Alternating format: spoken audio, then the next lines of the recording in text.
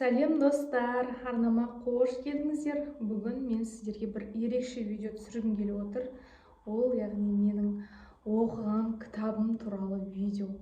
Қандай кітап десеңіздер, Өзбекәлі Жәнібек, Өзбекәлі және мәдени майдан деп аталады. Бұндай видео менің арнамда болмаған. Мен бұндай видео ешқашан сіздермен кітап өзімнің оқыған кітабым туралы бөліспегенмін. Менің арнамда сіздер көретін видеоларыңыз тек үйге қатысты, әйелге қатысты, бала-шағаға қатысты видеолар болатын. Ал бүгін мен өзімнің оқыған кітабыммен сіздермен бөліскім келіп отыр. Енді бірінші сондай видео шығарып отқаннан кейін тек өзімнің ойымды ғана бөлсем, артық кетпеңіздер. Егер мен артық кетіп жатсам, ренжімеңіздер. Өзімнің ойымды айтқым келіп отыр. Және сіздермен бөліскім келіп отыр. Осы кітапты сіздер де оқып көріңіздер. Міндетті түрде әр қазағым оқысын деймін осы кітапты. Бұл кітапты жазған Санжар Керімбай деген кісі. 4-ші басылымын алыппын. Осы Алматыға көшіп келгеннен кейін жақында бұл кітапты мен қалай қол жеткіздім өзіме. Осы Алматы қаласына жақында көшіп келгендіктен үйдің қасында жай қыдырып демалып жүрген кезде мен үйдің маңайында отбасы хрестоматиясы дүкені бар екенін көріп қалдым. Кейін осы жақында 14-ші ақпан халықаралық кітаптар сыйлау мерекесі болғандықтан жолдасым мені ертіп алып барып сол жерден осы кітапты таңдап алған болатын. Мен білген жоқпын, просто ала салдым, көрейін оқып деп та. Солай оқып бір 3-4 күнде оқып болдым. Соңына келгенде аяқталмасыншы деп 400 беттей тұрады. Сондай бір ықыласпен, сондай бір құлшыныспен оқып шықтым десем болады. Және соны сіздермен бөліскім келеді. Енді барлық жерін жаттап миыма қондырып алмасам да, кейбір өзіме керек жерлерін түртіп алдым. Ойлаймын, арасында да аяқтап қойсам да, кітапты арасында оқып тұрғанда пайдалы. Өйткені ұмытып кетесің ғой, пендеміз, миымызда сақталмай жатады.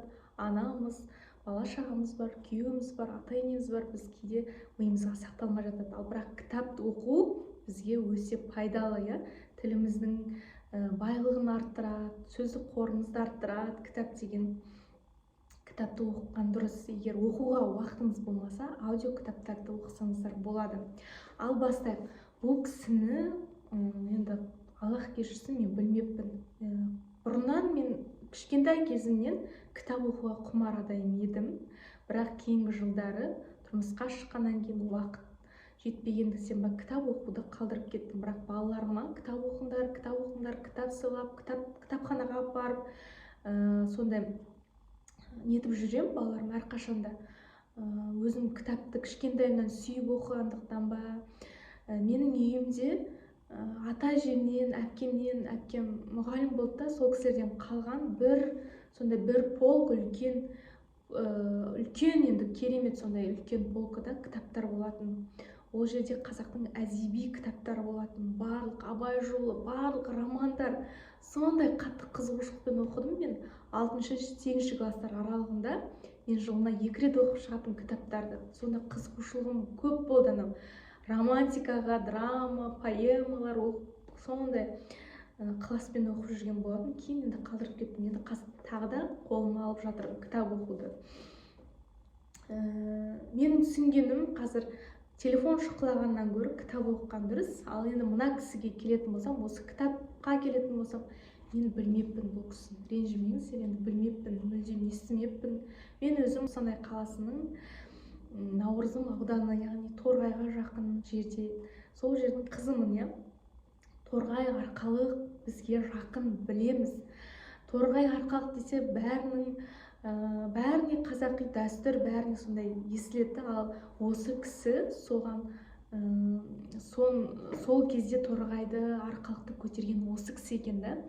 Жаңағы театрында ашып, қазақтың дәстүрінде енгізіп, қазақтың жаңағы рухын көтеріп, сол кездегі торғайлықтарға демеу болып, сол кезде біраз осы еңбекке де баулыған, өнерге де баулыған осы біздің Өзбекәлі ағамыз екен. Мен оны білмеппін, естімеппін. Өзі оңтүстіктен болса да, сол Торғайға ауыстырып жүрген ғой енді. Торғайда қызмет жасап жүріп, соңында біздің қазақтарды көтеріп, оқуға деген ынтасын көтеріп, жұмысқа деген ынтасын көтеріп, оқуға, жаңа кітапхана барлығын ашып жасаған екен.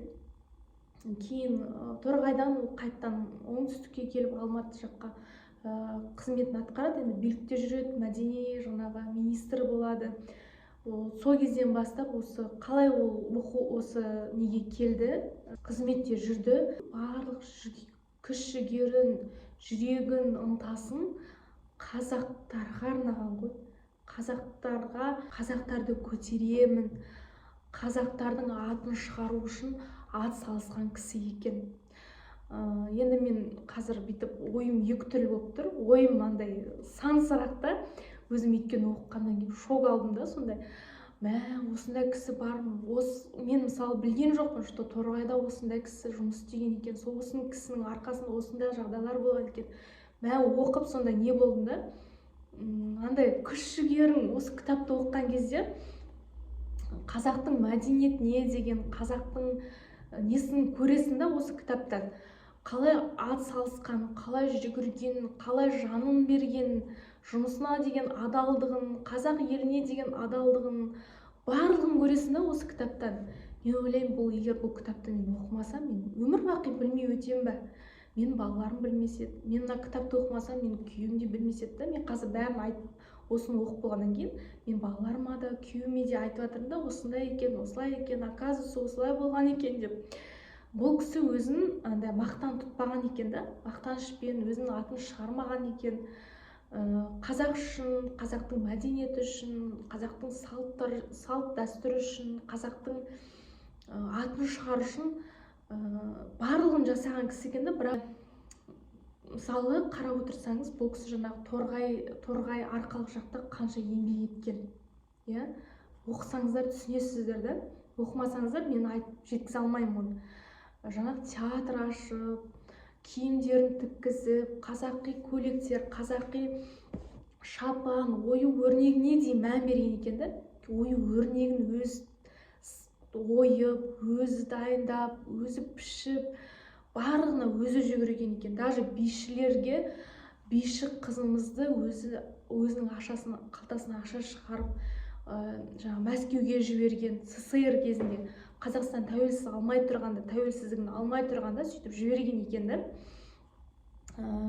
Барлық детальға мән берген кісі екен. Оюына, мен өйткені білемін да, мамамда көп оюлар болатын, соларды ойып отырып, сол есіме түсіп кетті да, сондай қазақ үшін, қазақ деген қазақ үшін барын салған кісі екен да.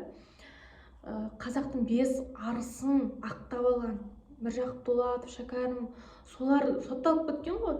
Соларды кейінгі жылдары, 70-80 жылдары ақтап алған ғой. Документін жасап, документіне жүгіріп, өзі барлығына ешқандай қорықпаған, сондай барлығына етіп, болысып, жоғарға барып, айтып, бәріне прям күшті министр болған ғой. Қазір ойлаймын, осы кісі тірі болса, осы кісі тірі болса, қазір осындай кісілер болса, біздің Қазақстанымыз күшті болмақ негізі да. Өкінішке орай, қазір ондай кісілер өте аз. Даже біздің президент Нұрсұлтан Назарбаевпен бірге жұмыс атқарған, бірге жүрген, бірақ кейінгі жылдары ол жаңағы, енді білмеймін, адамдар көре алмаушылық бар, жаңағындай қасындағы адамдардың айтқанымен ба, бұл кісіні ерте пенсияға шығарып жіберіп, билікке мүлдем қатыстырмай қойған екен. Содан бұл кісі, Өзбекәлі кісі, Наурызды тойлауға ат салысқан екен. Қазақтың Наурызын сонау 80-ші жылдардан бастап, 70-ші жылдардан бастап ақырын тойлаттыра бастаған. Қазақтардың рухын көтерген ғой, сөйтіп ақырындап, ресейліктер қарсы шықса да ақырындап кіргізіп, Наурыз тойлатып ат салысқан, қазақ тілін дамытуына, қазақ жаңағы 5 арысын ақтап қалған, қазақтың зиялы кісілерінің, мысалы Абай Құнанбаевтары, сол кісілердің, зиялы кісілердің аттарын үлкен осындай қалаларда көшелерге берген аттарын, университеттерге берген, бірнеше музей ашқан, музейлары бұлай жетіп жатыр, музейларды ашуға ат салысқан. Және де бұл кісі Түркістандағы біздің кесенелер, Яссауи, Арыстан баб барлығын ашуға осы кісі атсалысқан екен да, өзі жүріп, соның ішінде өзі бірге жұмыскерлермен жұмыс істеп, министрге ұқсамайды дейді. Бір кісі жазып жатыр да, қойшы және министр және қойшы деген, қойшыға барып андай сөйлескен ғой. Оң жақта анау иттің тамағы оң жақта тұрады, неге бұны сол жаққа қойып қойғансың, құт береке қашады деп, жаңа өзі де сондай адам сияқты сөйлесіп кеткен ғой. Содан анау шок болған ғой, қойшы, мына министр ма деп. Содан жаңағы газеттер, кітаптар апарып қазақтардың көзін ашқан ғой, енді оқуға, қазақтың қыз жігіттерін көтерген, университеттерге түсірген, оқыңдар, жай жатпаңдар, жай жүрмеңдер, қой бақпаңдар деп, жаңа бишілерді, талай бишілер үшін бір кісі бишіні даже Мәскеуден алдыртып би үйреткен ғой, қазақтың биін. Біздің қазақтың биі өте сондай күшті ғой негізі. Анда мұңбыр алып, саусақтармен, мысалы, оның бәрі оюға ұқсайды ғой, оюымызға келеді да қазақтың. Соның бәріне осы Өзбекәлі ағамыздың зор ықпалы бар екен да. Енді мен айтып жеткізе алмаймын, шынымен мен оқырмандарым, өздеріңіз оқысаңыздар ғана сондай бір күшті әсер аласыздар. Сондай осы кісіні танып, осы қазақтың мәдениет не деген, қазақтың ұлттық біздің құндылық пен патриоттық сезімді ұялтады дейді. Я шынымен патриоттық сезімің күшті оянады да, онда құлшынып кетесің ғой, кейіп оқып жатасың, құлшынып, ананың кітаптың ішіне кіріп кеткенде, давай, солай болған ба, шынымен ба, молодец деп отырасың ғой, шынымен ба, қазақ үшін солай жасаған ба деп, сондай көзіңе жас аласың, бұлай нең рухың көтеріліп, бұлай сезімің сондай бір күшті болып кетеді, көзіңе жас аласың, жылайсың да, күлесің да, күшті жеткізген негізі. Күшті негізі. Оқыңыздар, оққан ешқашанда кем болмайды қазақ үшін, және осы кісіні біз тануымыз керек, бала шағамызға көрсетуіміз керек. Мен мынаның арасында мысалы бір өлең шумақтары болады да, соны мен дауыстап оқимын да, мен ойланып, просто өзім үшін солай оқимын да, жай сөздерді былай ішімнен оқып жатамын да, өлең келсе қатты оқып қаламын. Соған қызым жетіп келіпті өткенде, мама, Яссауи кесенесі туралы оқып жатсыз ғой, күшті, біз сол туралы өтіп жатырмық, 3-ші сыныпта әдебиеттен өтіп жатырмық дейді да, сіз де сол туралы оқып жатсыз ба дейді, сол туралы ма? Иә деп, мен оған айтып бердім, ол да айтып жатыр. Соның көздері, балалардың өзі қызығады. Сенің оқыған, сен не істейсің, балалар соны істейді. Сен кітап оқысың ба, олар да оқиды. Олар да, мен қызым да бүйтіп басын, соңын бүйтіп қарап оқып жүр. Сонымен таң қалады, бір кітапты өзіңіз оқытсаңыз 3-4 күнде деп. Даже мына біздің әнұранымыздың авторы Шәмші Қалдаяқовты күшті жеткізген. Шәмші Қалдаяқовпен ол оқуын бітірмесе дейді, осы кісі біраз тартқан екен. Анда апарып, мында апарып, Қазақстанның әр жеріне концерт беріп, қазақтардың рухын оятып, қазақтардың жаңағы өнерге деген, что бізде сондай өнер бар, біз домбыра тартамыз, өлең айтамыз, күй тартамыз деп көрсеткен екен да, Шәмші Қалдаяқов, Мұхтар Шахановпен бірге жүрген, Мұхтар Әуезов, Олжас Сүлейменов туралы айтылған біраз жерлерінде. Даже бұл кісі ауруханада жатса да, ауырып, соңғы демі қалған шағына дейін, ол Әмір Темірдің Қожа Ахмет Яссауи кесенесіне арнап шығарған вакуф құжатын қазақшаға аударып кеткен екен. Өмірінің соңына дейін соны аударып барып, осы өмірмен қоштасқан екен. Қарап тұрсаңыздар, қалай қазақ үшін жан пида болып тұр ғой. Қазақтар білсін деп, қазақтар оқысын деп, Құранымызға да мән беріп, оны имаммен екеуі келісіп аудартқан екен Құран кітапты. 1-2 жылда аударып шыққан екен осы кісінің арқасында. Енді айта берсем көп та, бұл кісі туралы көп нәрсе жазылған да, мен оны бүйтіп сіздерге бәрін айтып бере алмаймын енді. Өздеріңіз оқыңыздар деп отырмын. Өздеріңіз оқысаңыздар, бұл кітапты өте керемет кітап. Мен алғаныма еш өкінбеймін. Маған сыйлаған менің жолдасыма рахмет. Және өзім таңдап алдым ғой. Енді осындай кітаптарымыз көп жарыққа шыға берсін. Осындай кісілерді біз білуіміз керек, бала-шағамыз білуі керек, таныстыруымыз керек. Әрқашанда осы кісіні құрмет тұтып айтып жүруіміз керек. Бұл кісінің несіне аруағына Құран оқытып бара қалсақ, Түркістанда осы кесенелердің бірінің қасында жерленген екен. Қай жерде? Өзбек әлі мамасының қасына жерленген екен. Ол өзі балаларына айтыпты, мені анамның қасына жерлеңіздер деп. Ол яғни Арыстанбаб кесенесінен 150 қадамдай жерде жатыр. Анасынан ерте айырылған, 5 жасында айырылған екен. Одан кейін өгей анасы оны тәрбиелеген екен. Жол түссе марқұмның қабіріне Құран оқып кетіңіздер демекпін.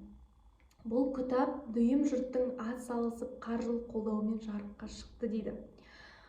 Құрметті оқырман, кітап осымен бітті. Шіркін, мына кітап аяқталмай жалғасса түссе ғой деп өкініш сезіміне шырмалып отырғанымызды сеземіз. Мұңаятын ештеңе жоқ. Кітап Өзбекәлі Жәнібектің өлімімен аяқталғанымен, осы нүктеден оның болмыстық өмір басталады. Оның таңғажайып болмысы ішкі әлеміңізге еніп, көңіл төріңізге жайғасты. Ол енді сіздің ақылыңызға, қиналғанда ақыл сұрайтын ағаңызға, күрескенде медет тілейтін рухани тірегіңізге айналады. Шын келсем. Құран кәрімде момынның ізгілік жолында еккен бір дәнін 700-ге көбейтемін деген Құдайдың уәдесі бар. Олай болса жобаға үлес қосқан ақжүрек жандардың үйіне кетпес береке дарып, мал дәулетті мен құтырысы таси берсін. Керемет, айтарға сөзім жоқ. Және ол кісі бірнеше кітаптар да шығарып кеткен екен. Тағдыр тағылымы деген кітап қой деймін. Сол кітаптарды тауып алып оқыңыздар. Кітап оқыған бізге өте пайдалы. Қазір телефон шұқылағанша, телефон шұқылағаннан бізге ешқандай пайда жоқ. Ал кітапты оқысақ, кітапта қанша ілім, білім, тәрбие жатыр. Соны біліп, оқып, болашақ жастарымызға соны көрсетейік. Ал осымен бүгінгі видеом аяқталды. Бірінші осындай видео түсіріп тұрмын. Артық кетсем ренжімеңіздер, артық пікірлер жазсаңыздар да мен қабылдаймын. Және бірінші видео түсіріп тұрғаннан кейін кітап туралы өзім де қобалжып тұрмын, не айтып не қойғанымды түсінбей. Сондықтан айып етпеңіздер. Рахмет, мені тыңдасаңыздар соңына дейін. Сіздерге зор денсаулық, мол бақыт, ашық аспан тілеймін. Сау болыңыздар. Менің арнама тіркеліп, мені жоғалтып алмас үшін мені арнама тіркеліп, лайк басып қойыңыздар. Рахмет, сау болыңыздар.